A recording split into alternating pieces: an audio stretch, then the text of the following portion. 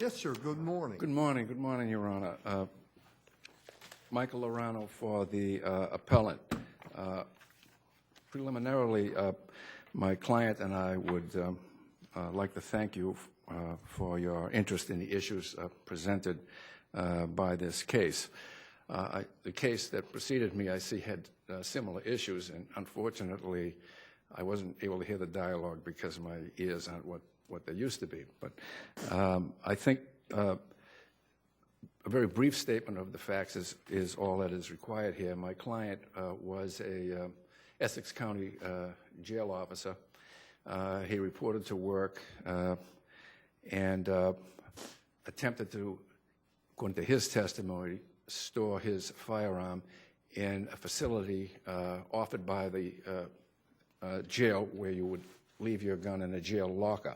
However, he was told that all the lockers were full on that day, so he returned to his automobile, put the... Were they? Pardon me? As a matter of curiosity, were they all full, or don't we know? That's what he said. That was his testimony. There's only, I think, it's in the brief, there's only maybe 50 lockers for firearms, and there can be a lot of activity with law enforcement going in and out. I don't know, but they told him the lockers were full. But was that a controverted issue at the trial? The Commonwealth didn't bring it up at all. Yeah, that went in his case, and the Commonwealth did not rebut that. Okay. Okay, yeah.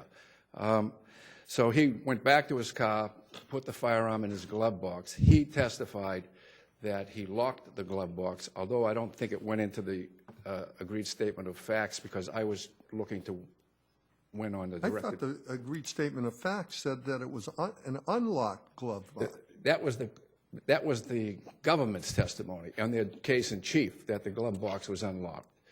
Okay, the defendant actually testified that he locked the glove box, and when he went back to the car later with the authorities, after he opened the car, he reached in and unlocked the glove box. Then the officer went in from the passenger side door, and he found an unlocked glove box because he had already unlocked it.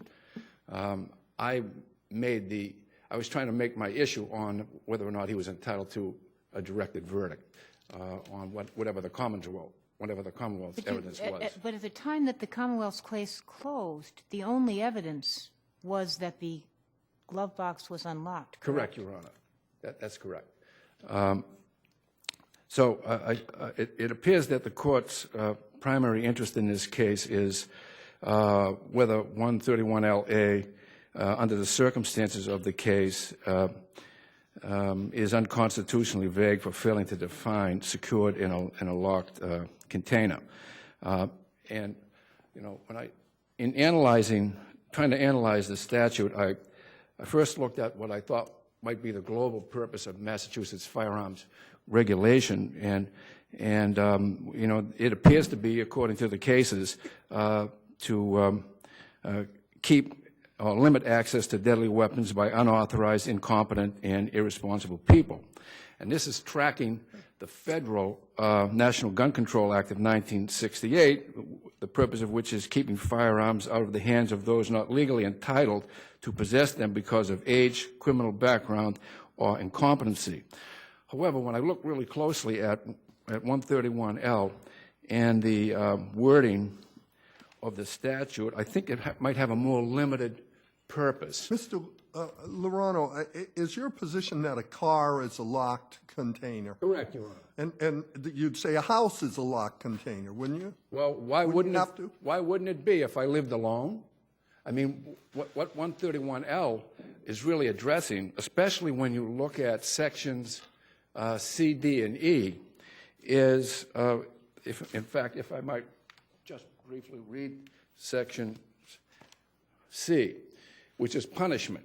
It says, shall be punished if the weapon is stored or kept in a place where a person under the age of 18 who does not possess a valid firearm identification card issued under section 129B may have access without committing an unforeseeable trespass. And then in section D, it ups the penalties if there's a machine gun involved, same type of language. And then in Section E, it says, a violation of these provisions shall be evidence of wanton or reckless conduct in any criminal or civil proceeding if a person under the age of 18 who was not a trespasser or was a foreseeable trespasser acquired access to a weapon. But if you posit a house, I mean, just take the last case, that would mean that there would be no problem. If the gun is unlocked in a drawer in the house, it's in a container if the house is locked. Is that what you're saying? Well, if any you 5-year-old in exactly the house because could this get it? this statute, my belief that that what 130L really means is, or what we're protecting against is curiosity, mischief, casual trespass, and potential accidents of children or incompetent people who you know have access to your weapons because they live with you, or there's somebody who's in and out of your house on a regular basis. Okay, I don't believe that this statute is intended to to put a burden on the gun owner to protect against a criminal trespass, someone who breaks into your house. Okay, I just don't see it that way. What's the burden for the gun owner if he has to protect against someone breaking into his home? I mean, in my career, I represented guys who could peel open any safe. I mean, you know, they'd throw them off the top of a building to get them open. I mean, you can't put that kind of a burden on the gun owner. And I think the legislature it didn't intend to do that with this statute. And I think now, that... Did the jury instruction, the jury I know asked whether the glove compartment was locked. Did the jury instructions make it as if it mattered whether the glove compartment was locked? The jury instructions, you know, I asked the court to give instructions that were, I drew them out of Pazik and, was it Lojo, two appellate court cases that dealt with, you know, what a securely locked container was. And the judge would not give those instructions. So he didn't explain at all how they should go about determining whether it was a locked container? Correct, Your Honor. It was totally, the defense was totally ignored. Is that a question of law or a question of fact, would you say? Well, I mean, the defendant put in his facts that in the case, and so, you know, the judge erred in not giving jury instructions. Believe it. Well, was it your position that, number one, a locked car is a container, but even if that isn't so, a locked glove compartment in a locked car is a container? Was that your position? My position on asking for a directed verdict was that a locked car. I understand that, but when you get to the jury, When I got to did the you have jury, exactly. But there was no instruction saying that a locked glove compartment within a locked, differentiating between a locked car and a locked. Correct, Your Honor. That is correct. You know, you made no such request for an instruction to that effect? I requested instructions. They were written, and I believe they have their exhibit. They were written, and I requested instructions that came out of Pazik and Lojo, and the court indicated it didn't want to give case law type instructions to the jury. So, and then I was kind of totally thrown off base by the appellation that was put on the one of the verdict slips, which read "leaving a firearm in a motor vehicle." I mean, I thought that was a killer in this case because, in fact, that's what happened. And is it your position that 131L and 131CA are mutually exclusive? You know, I think that they may very well be, Your Honor. 131C, was it A? Well, the two, your client was charged and convicted under two separate statutes. Correct. So one is 131L and one is 131C, correct? Oh, they're far and apart. They're different. They're not mutually exclusive. They are mutually. They're exclusive. They're separate crimes. No, I understand they're separate. I'm just wondering if your position is you cannot be convicted of both. Well, he could be convicted of both if they prove that there was somebody in the car with him, for example, and he had the gun laying on the Okay, sitting in the back but seat. Yeah. okay. And But then on he- these facts, Yeah. Correct, Your Honor. On these facts, what? On these, assuming that he was driving in the motor vehicle and the gun was not in his control. Well, he testified that it was, though. I understand. Assuming that it was not under his control, he could be convicted of that, right? And assuming he left the car and this was not a secure, locked container, he could be convicted separately of that. Two different things, right? So he could be convicted of both. Correct, Your Honor. It could be under whatever the facts turn out to be or whatever the jury finds the facts are. But I would say this, and I was talking to a retired police chief about a week ago about the case, and he said to me, you know, if he took his firearm, put his trigger lock on it, and left it on the front seat of the car, left the car unlocked, why isn't he legal? Okay? And then he said, but does that prevent a theft? A casual theft, somebody just walking along, opening his door and taking the firearm. So, Interesting question. In this case, was there any evidence that while the car was moving, the gun was not under his direct control? no, Your Honor, not in the Commonwealth case at all. And in his case, he testified that it was on his person. While the car was moving? While the car was moving, correct. It was, you can see it in the photographs. He had one of those type holsters that you just slip on and off. It's a plastic holster that you slip on and off. And he, apparently when he went back to the car, he just slipped it off and put it in the glove box. Anything else? No, Your Honor. Thank you. Thank you very much for your consideration of this case. Miss Mellon, would you turn the clock around so that we can see the clock, please? Thank you.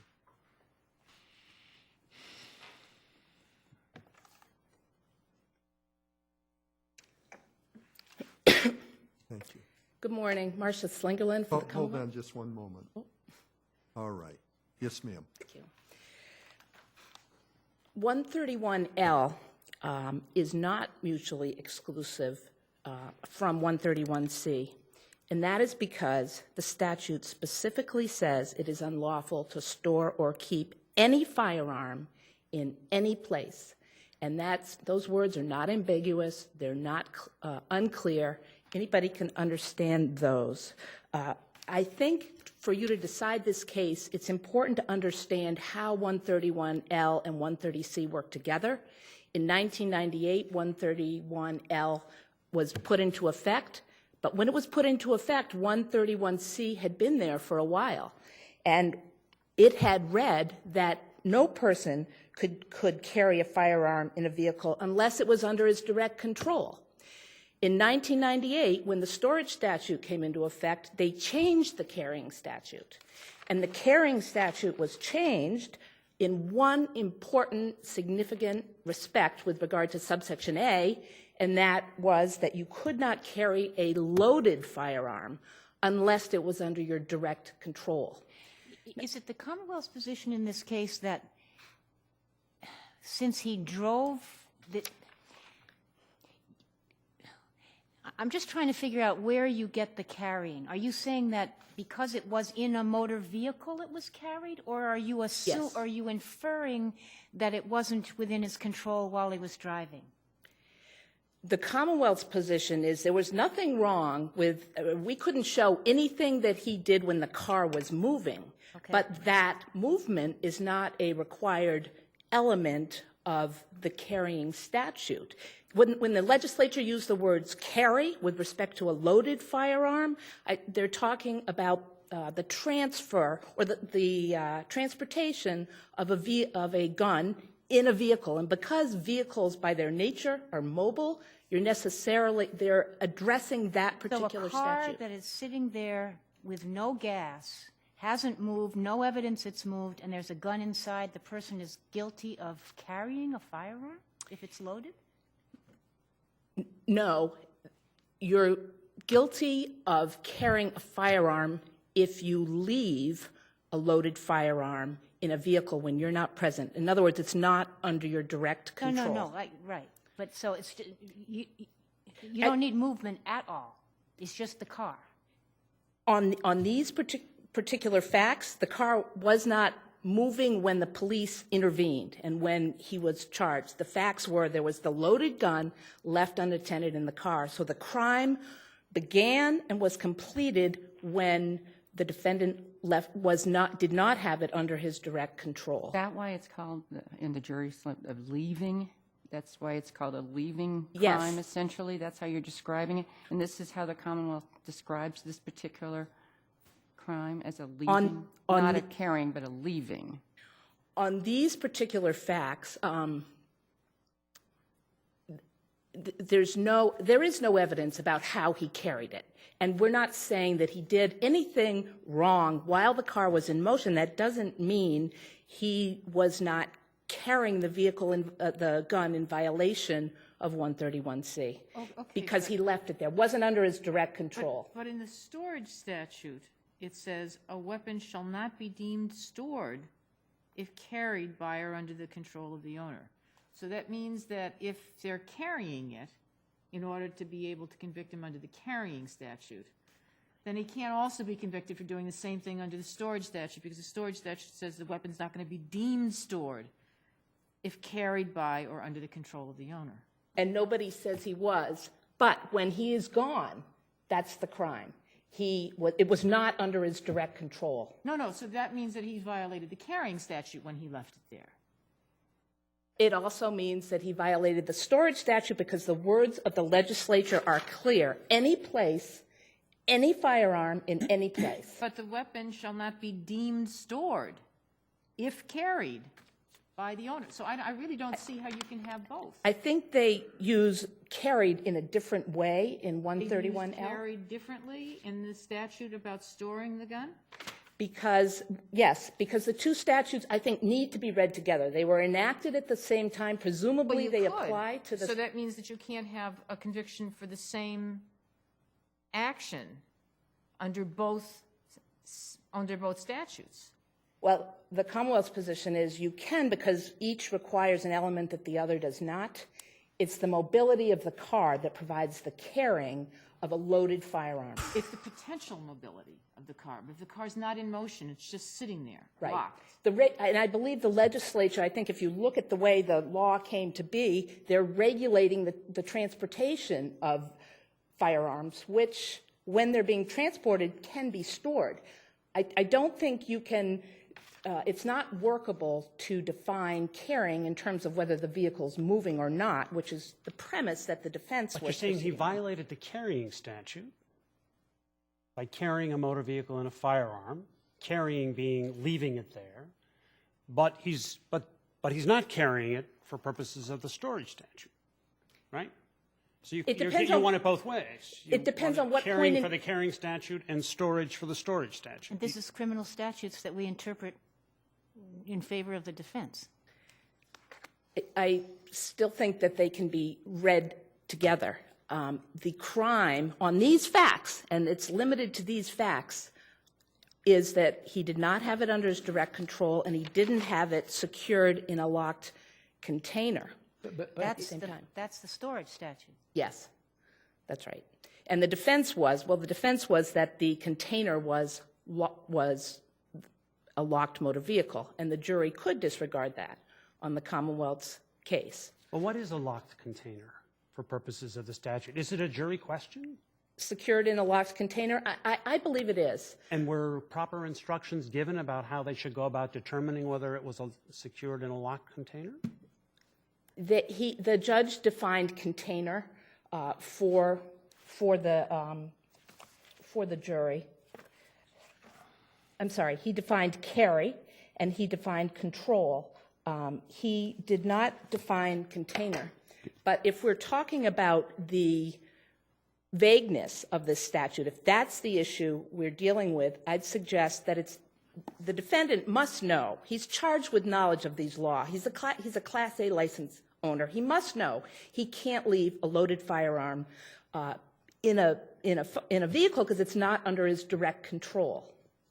I'm sorry. I'm thoroughly perplexed. He drives to the prison, and we don't know whether or not it's in his holster or not. So the Commonwealth That's right. can't prove that that until he parks at the prison, he cannot prove that he was not carrying, correct? We cannot prove he was carrying it in an incorrect manner. Okay, so basically, until he parks at the prison, there's no crime. That's Correct. so far. Okay, as far as you, I mean, in terms of your ability to prove it. Yes. Then he takes because he cannot place it in the locked container at the prison, he comes back and he puts it into a glove compartment. Well, that point is at issue. The Commonwealth would not say that he did that. That was in his case. There was no evidence that he did that in the Okay, case. so regardless, so he then takes the firearm from the holster and he puts it into the glove compartment. Is that the crime? Is that No. there was that one brief moment in which he took it from his person but he was still in the car? No. Okay, so that's not the crime. So then he basically locks the car and walks away. Now he's committed the crime of carrying. Because it's not under, it's because it's a loaded firearm. That is the operative You're phrase. saying that he commits the crime of carrying at the very moment when he no longer is carrying the firearm.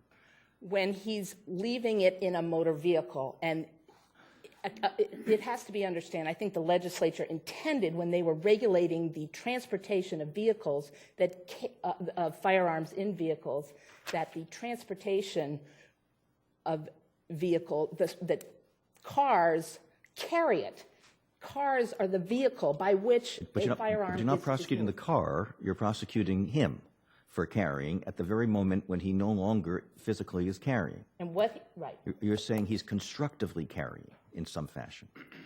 When he leaves, it is not under his direct control. And that is the crime. Let's turn to the storage statute. If he indeed did lock the glove compartment, is he guilty of a violation of the storage statute?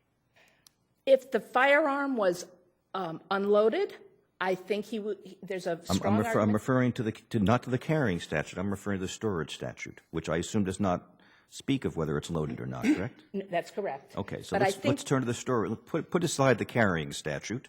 Let's focus on the storage statute. If indeed he had stored a firearm, loaded or unloaded, in a locked glove compartment, is he guilty of violation of the storage law? If he's present, no, because you could argue that it's under his control. If he's not present, he is in violation And of that's the storage because the statute. locked glove compartment is not a locked container? It needs to be read in connection with 131C. No, just take it by itself. Let's just say you didn't charge it. The question is a locked glove compartment a container? A locked container. A locked container. It can be, depending on the circumstances. And how is a gun owner supposed to know what you don't know? Well, he needs to be able to, he needs to have read all the laws relative to the Okay, storage well, you've read all those transportation. laws, so I ask you, is a locked glove compartment a locked container? Yes or no? It's permissible storage if it is not loaded. And where does the word loaded or unloaded come in 131L? I think that's why you have to, well, you have to read 131 on these facts. So the gun owner has to not only read the statute of 131L with regard to storage, but has to go back to the legislative history and say it must be read in connection with 131C? That's right. Yes, he does. Well, Because let they me ask- need to work, you need to assume the legislature intended these to work together. The legislature used that word. You cannot store or keep any firearm in any place, not except when you're driving a motor vehicle. They didn't say that. They used very specifically those words, any firearm in any place, unless secured in a locked container. And if you look at 131C, which this defendant needed to know, because if you look at the statute requiring a safety certificate, 131P, subsection B, the curriculum instructs. Okay, just focus on 131L. You say it can be a locked container. A locked glove compartment can be a locked container. A locked glove compartment. I'd say yes. Okay, And you may. all right, stop. Okay. Question is, if there is a gun in a locked glove compartment in a locked car, and the jury is not told that a locked glove compartment can be a container, is that a problem? I'd say not on these facts because the gun was loaded and No, but we're talking about 131L now. Doesn't matter if it's loaded or not. I don't think it does, because the statute, the secured in a locked container cannot apply when there's a loaded gun, because it has to be on the That's person. 131C. We're talking about, this man was convicted of both, so just Right. focus on 131L. Is it a problem that the jury was not told that if they found, as he testified, that the glove compartment was locked, that would be a locked container? I would say no, because of the legislature, because the jury could use their common sense in assessing what a container was. I mean, that's common, it's a receptacle. The jury could consider that. That wasn't the problem. I mean, secured in a locked container, I think, is a question of fact. Those are unambiguous words. It doesn't depend if it's locked or unlocked. They could use their common sense as members of the public to understand secured in a locked container. What is a locked container? Can it be, if I'm outside mowing my lawn, can I put my gun in my leather briefcase and lock the briefcase and then leave it on the lawn while I mow the lawn? Is that a locked container? Such that it deters all but the most persistent. It depends on how it's locked. I mean, if you look at the... It's locked with a key. And I mean, what if it was a safe, a small safe that weighed 100 pounds, and it had a combination? I put the gun in it and just left it there and mowed my lawn. Somebody comes up and steals the safe. Am I okay because I put it in a locked container? well, that's the Parsco, or the Lodgeco case, when this court looked at how well secured that gun was in that particular case, and that would be a question of fact, I think, for the jury to look at. They'd have to look at what the locking mechanisms were. There's no, I mean, it would be it would be factually dependent. So if I have a strong box that can be cut open with an acetylene torch, and I lock the strong box, that's not a locked container. It can be, but on these facts, you have a car, and that's what complicates it. You have a car and you have a loaded gun, and that's why the secured in a locked container does not control. What controls here is that the gun is loaded, and it's not under the defendant's direct control. Counsel, we'll have to leave it there. Thank you.